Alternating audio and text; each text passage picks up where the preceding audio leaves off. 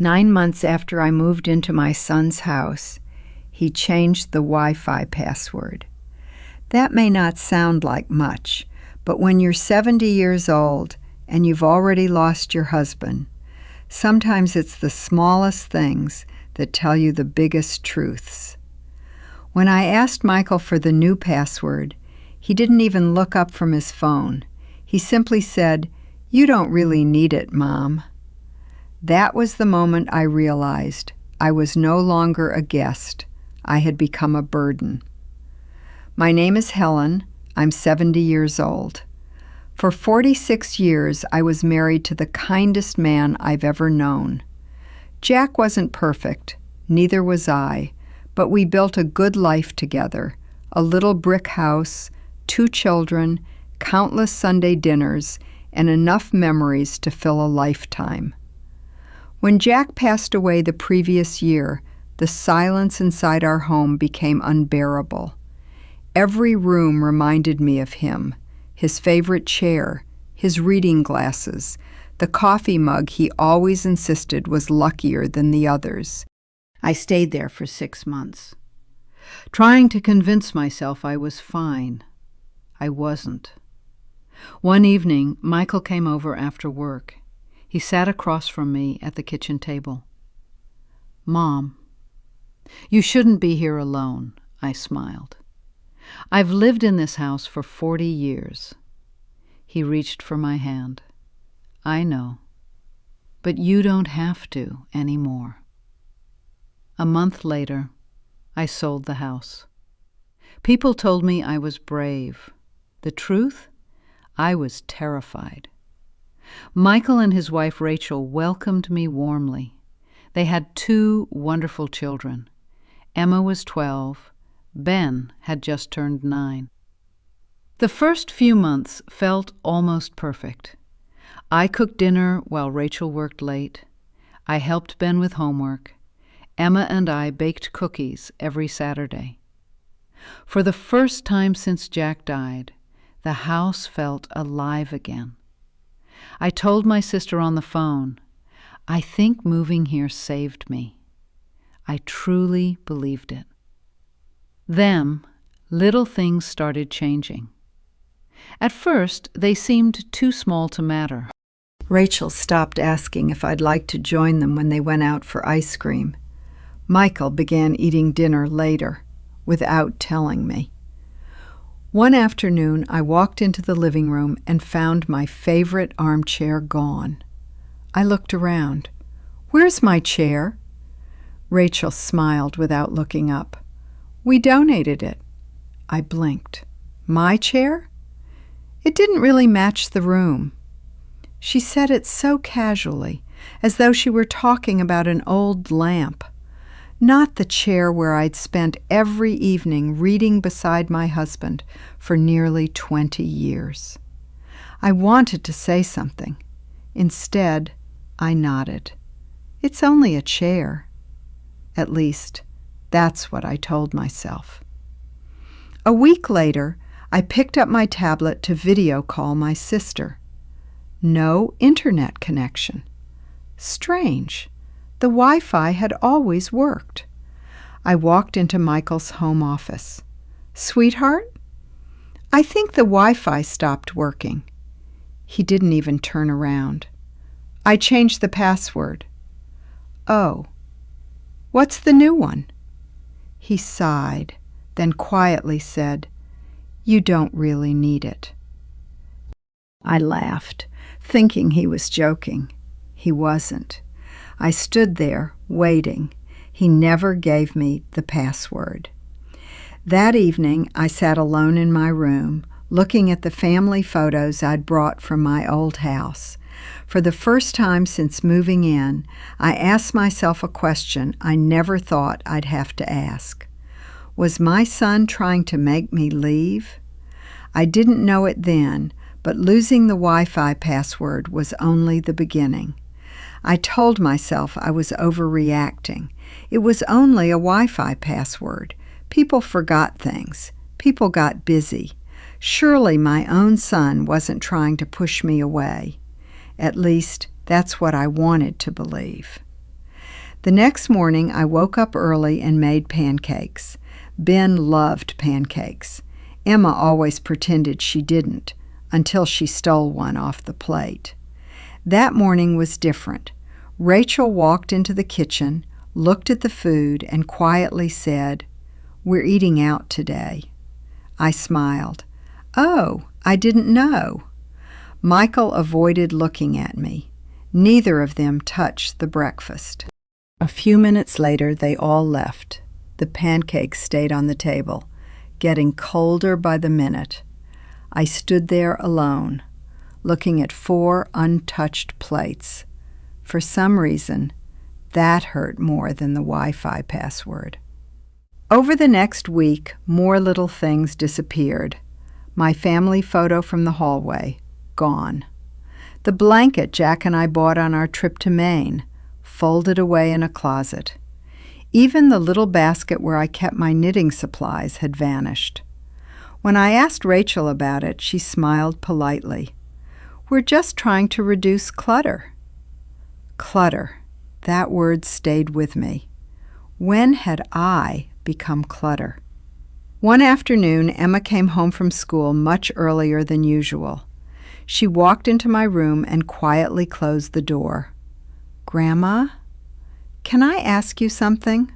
"Of course." She hesitated. "Are you moving?" I frowned. "What makes you think that?" She looked down at her shoes. "I heard Mom and Dad talking." My heart skipped. "What did they say?" Emma bit her lip.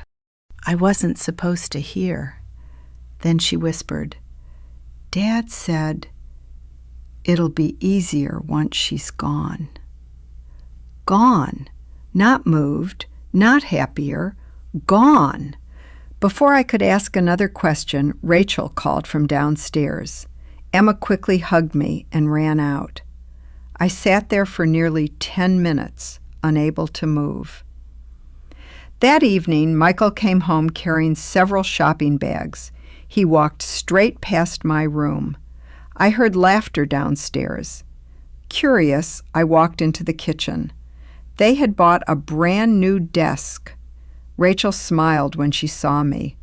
"We're turning the spare room into a home office." I looked toward the hallway. "The spare room?" Michael cleared his throat.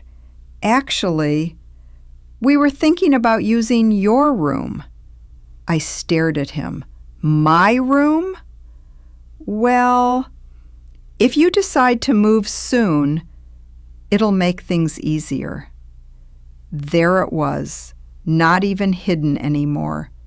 "If you decide to move soon." I forced a smile. "I see." No one said another word. That night I couldn't sleep.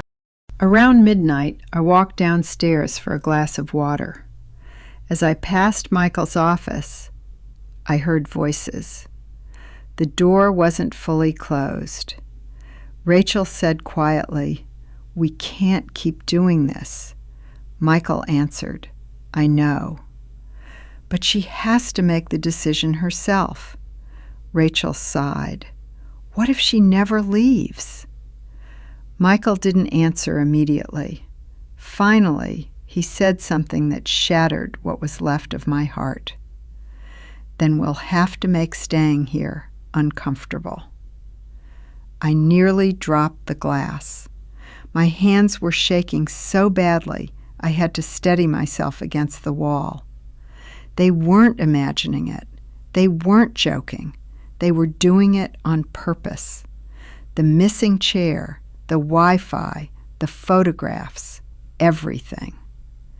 I quietly went back upstairs before they could hear me. That night, I cried harder than I had since Jack's funeral, because losing my husband had been life, but losing the place where I thought I still belonged felt like losing my family. The next morning, I made a decision. If my son wanted me to leave, I wasn't going to make him ask twice. The next morning, I smiled exactly as I always did. I made coffee, packed Ben's lunch, helped Emma find her missing math notebook.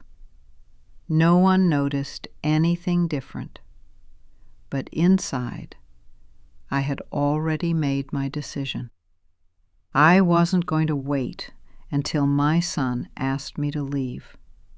I'd leave first, with whatever dignity I still had. That afternoon, while everyone was at work or school, I walked to the public library. It had been years since I'd been there. The librarian smiled kindly. "Can I help you?" "I need to use a computer." She nodded. "Of course." I searched for apartments, then senior housing, then rooms for rent. Everything was more expensive than I expected, much more. I quietly closed the browser. For the first time, I realized I had sold my house, believing I would never need another one. When I returned home, Rachel was in the kitchen. She looked surprised. "Where were you?" "The library." She smiled politely. "Oh." Nothing more. No, "Did you enjoy yourself?" No, "Would you like some tea?" Just, "Oh." Sometimes silence hurts more than cruel words. A few days later, I called my younger sister, Carol.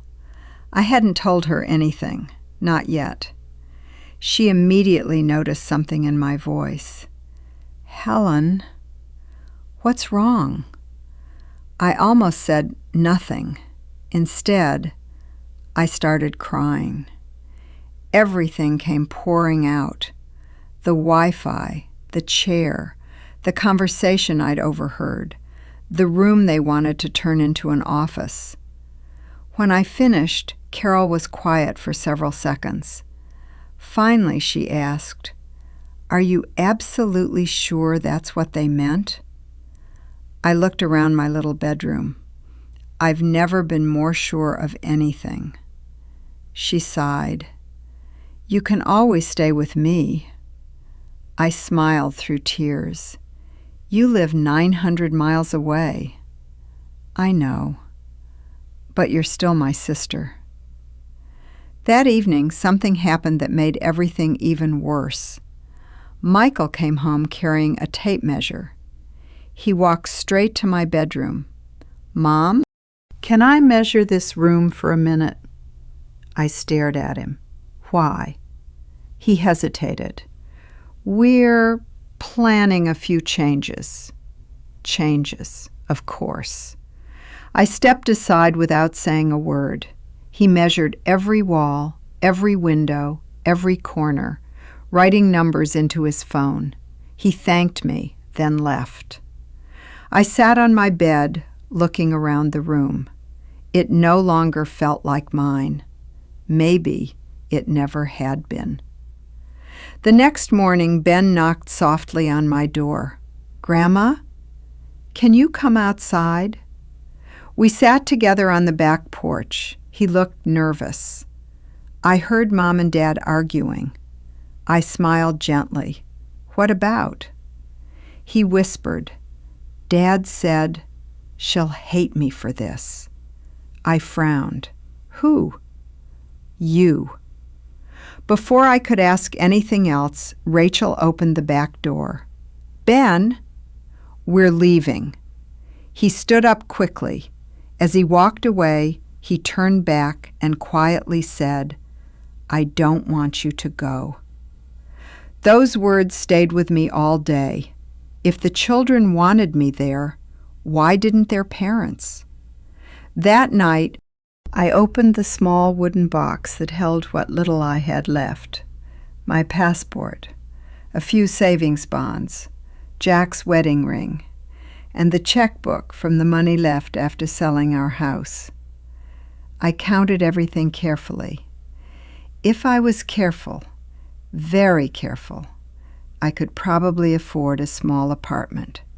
Not a nice one, but one that was mine. For the first time in months, I slept peacefully because I had a plan. The next morning, while everyone was gone, I called a real estate agent. I need a small apartment, as soon as possible. The woman asked gently, "Are you in a hurry?" I looked around the quiet house, then answered with words I never imagined saying about my own son's home. "Yes. I don't think I'm welcome here anymore." I had no idea that at that exact moment, Michael was standing inside another building across town, signing papers that had my name on them. 3 days later, the real estate agent called. "I found something. It isn't large, but it's clean, quiet, and available immediately." I thanked her, then asked the question I had been avoiding. "Can I see it today?" She said yes. I didn't tell anyone where I was going. I simply left a note on the kitchen counter. "I'll be back this afternoon." The apartment was small, 1 bedroom, a tiny kitchen, a little balcony overlooking a park. It wasn't beautiful, it wasn't luxurious. But as I stood inside, I felt something I hadn't felt in months: peace. No one would move my chair. No one would change the Wi-Fi password. No one would make me wonder whether I still belonged. I looked at the agent. "I'll take it." That evening I signed the lease. The following morning I hired 2 movers. The earliest they could come was Saturday. Saturday, only 2 days away. Back at Michael's house, I began packing quietly. 1 box, then another. Family photographs, Jack's books, my sweaters, the blue teapot my mother had given me 40 years earlier.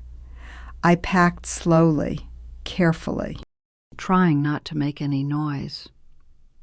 Halfway through the 2nd box, Emma appeared in my doorway. She looked at the suitcase beside my bed. "Grandma, are you really leaving?" I forced a smile. "I think it's time." Her eyes immediately filled with tears. "But I don't want you to." I walked over and hugged her tightly. "I know, sweetheart." She whispered, "Did Dad say something?" I closed my eyes. No. He didn't have to. That night, I heard another argument downstairs. Rachel sounded upset. "This has gone too far." Michael answered quietly, "I know." "We're almost there." Rachel lowered her voice. "What if she leaves before—" I couldn't hear the rest. A door closed. Silence. I smiled sadly to myself. Too late. I already was leaving. Saturday morning arrived. At exactly 9 o'clock, the moving truck pulled into the driveway. Michael looked out the front window. His coffee mug nearly slipped from his hand. He rushed outside. "Mom! What's going on?" I looked at him calmly. "I'm moving." His face went completely pale. "What?" "I found a small apartment." "You don't have to—" I gently interrupted him. "I think I do." Rachel walked outside. She looked just as shocked. "Helen, this isn't—" I smiled politely. "Please. You don't have to explain. I heard enough." Michael looked completely confused. "Heard what?" I took a deep breath. "I heard you say that you'd have to make staying here uncomfortable." His face changed instantly. Not guilt, panic, real panic. He stepped toward me. "Mom, please. You don't understand." I nodded slowly. I understand perfectly. You wanted your house back. No. I wanted my independence back. The movers carried another box toward the truck. Emma started crying. Ben wrapped his arms around my waist. Grandma, please don't go. I kissed the top of his head. I'll still see you. Michael looked as though he wanted to say something. Several times he opened his mouth and closed it again. Finally he whispered, Mom, don't sign anything. I frowned. What? Just, please trust me until tonight. I almost laughed. Trust him? After months of silence? After the Wi-Fi, the chair, my room, everything? I shook my head. I trusted you once. I don't think I can do that anymore. Then I climbed into my car and drove away. Watching in the rearview mirror, I saw Michael standing in the driveway. Not angry, not relieved. He looked absolutely devastated. I spent my first night in the apartment surrounded by unopened boxes. It was quiet, too quiet. No footsteps upstairs, no laughter from the grandchildren, no smell of Rachel's coffee in the morning. For the first time, I had exactly what I thought I wanted, my own place. So why did it feel so empty? The next morning, my phone rang. Michael. I stared at the screen until it stopped. A minute later, he called again, then again. I couldn't answer. Not because I was angry, because I was afraid. Afraid he would say, "This is for the best." Afraid I would hear the words I'd been expecting for months. Instead, I turned the phone over and let it ring. By lunchtime, there was a knock at my door. When I opened it, Emma and Ben threw their arms around me. "Grandma, we missed you." Behind them stood Michael. He looked exhausted.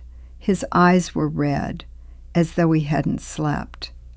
"Helen, please, can we talk?" I stepped aside without saying a word. The children sat in the living room while Michael and I walked onto the balcony. For a long moment, neither of us spoke. Finally, he reached into his jacket pocket. He pulled out a thick envelope. "I was going to give you this tonight." I didn't take it. "What is it?" He placed it on the small table. "Please, just look." Inside were documents. The first page read, "Property Purchase Agreement." My name was printed across the top. I frowned. "I don't understand." Michael smiled sadly. "Keep reading." The address wasn't my apartment. It wasn't his house either. It was somewhere else, a quiet neighborhood just outside town. There were photographs, a small white cottage, a front porch, a flower garden, a little sunroom. My hands started shaking. Michael quietly said, "Remember last spring, when you told me your dream house would have a porch big enough for 2 rocking chairs?" I looked at him, unable to speak. "I found one." I stared at him in disbelief. You bought a house?" He nodded. "For you." I felt the air leave my lungs. "No, that doesn't make sense. You wanted me to leave." His face crumpled. "Helen, I wanted you to leave our house so you could move into your house." I blinked. "What?" He took a deep breath. "The doctor told me something after your last checkup." I searched his face. He said grief can become a prison. He told me that if you stayed in our house all day, doing laundry, cooking, raising my children, instead of living your own life, you'd slowly disappear. Tears filled his eyes. I couldn't let that happen. I whispered, "So the Wi-Fi." Michael looked down. "I knew you'd spend every day sitting alone in your room. I thought if I made staying there a little less comfortable, you'd finally agree to move somewhere that belonged to you." I stared at him. The chair? I had it restored. The fabric was falling apart. It was supposed to be waiting in your new living room. I remembered the movers taking it away months earlier. I had believed it was gone forever. It wasn't donated? He shook his head. Never. What about my photographs? They're already hanging in your new house. I felt tears running down my face. Every single thing, every moment that had broken my heart, had never been meant to hurt me. But there was one question I still couldn't understand. I looked straight into my son's eyes. "Then why did you refuse to give me the Wi-Fi password?" Michael closed his eyes. When he answered, his voice was barely above a whisper. "Because I wanted you to stop hiding in that room and start living again." He paused. "And now I know I chose the worst possible way to show how much I loved you." For a long time, neither of us spoke. The only sound was the wind moving through the trees below the balcony. Finally, I looked at my son. "You thought hurting me would help me?" Michael lowered his head. "No. I thought making you uncomfortable would force you to start living again." A tear rolled down his cheek. I was wrong. So terribly wrong. I never imagined you would think I had stopped loving you. I wiped my own tears away. But that's exactly what I thought. He reached into the envelope again. There was one more photograph.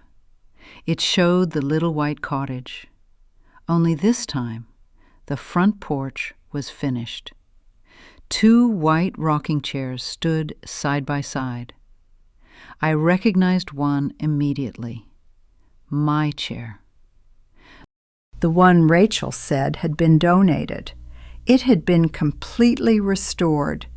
The faded blue fabric was gone. The wooden arms had been refinished. It looked exactly as it had 30 years earlier. Michael smiled weakly. "Dad always said you'd never let anyone throw that chair away." I laughed through my tears. He was right. Then Michael handed me a small key. "Mom, this house has always been yours. I bought it 6 weeks ago. I wanted to surprise you on your 71st birthday." I stared at the key resting in my palm. "So all this time, you were preparing a home for me?" He nodded. "I wanted you to have neighbors your own age. A garden, a porch, a place where the grandchildren could visit every weekend, and somewhere that was yours, not just a bedroom in my house." I closed my hand around the key. "I wish you had simply told me." "So do I." He smiled sadly. "I thought I was protecting you. In the end, I only broke your heart." That afternoon, we drove together to see the cottage.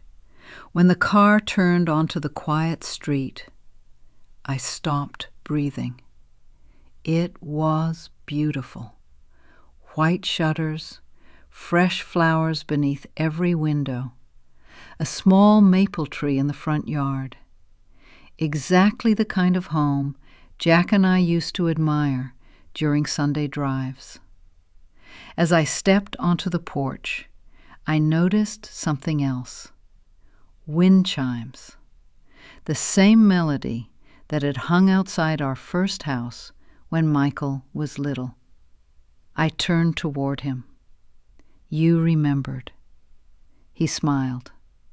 "I remember everything you ever loved." Inside, every room held a familiar piece of my life. My photographs, my favorite books, the blue teapot from my mother's kitchen, the restored armchair beside a sunny window. Even my knitting basket was waiting for me. Rachel stepped out from the kitchen. Her eyes were filled with tears. "I'm so sorry, Helen. I hated every minute of keeping this secret.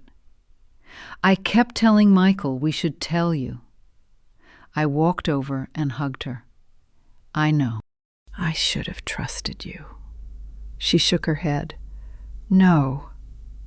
We should have trusted you enough to tell you the truth." A month later, the cottage truly felt like home. Every Saturday morning, Emma and Ben arrived with pancakes. Michael mowed the lawn, even though I insisted he didn't have to. Rachel planted roses along the front walk. And one afternoon, Michael walked into the living room holding a small piece of paper. He smiled. "Mom, I think I owe you something." He handed it to me. It was the new Wi-Fi password. I looked at it, then looked at him. The password was only 2 words. "Love you, Mom." I laughed so hard I cried. "So, can I finally have the Wi-Fi?" He laughed too. "You can have every password I own." People often ask me what the hardest part of growing older is. It isn't the wrinkles or the aching knees or even saying goodbye to the people you love. The hardest part is wondering whether you still matter. For a little while, I believed I had become an obligation, a burden, someone taking up space in another person's home. But I was wrong. My son didn't stop loving me. He simply made the worst mistake a loving person can make. He tried to help without telling me the truth. And I made my own mistake. I stopped asking questions and started believing the worst. Now, every evening, I sit on my porch in my restored rocking chair. Sometimes Michael joins me. Sometimes Rachel brings coffee. Sometimes the grandchildren fill the yard with laughter. And every single time my phone connects to the Wi-Fi, I smile. Because one forgotten password almost made me lose my family. But one honest conversation gave them back to me.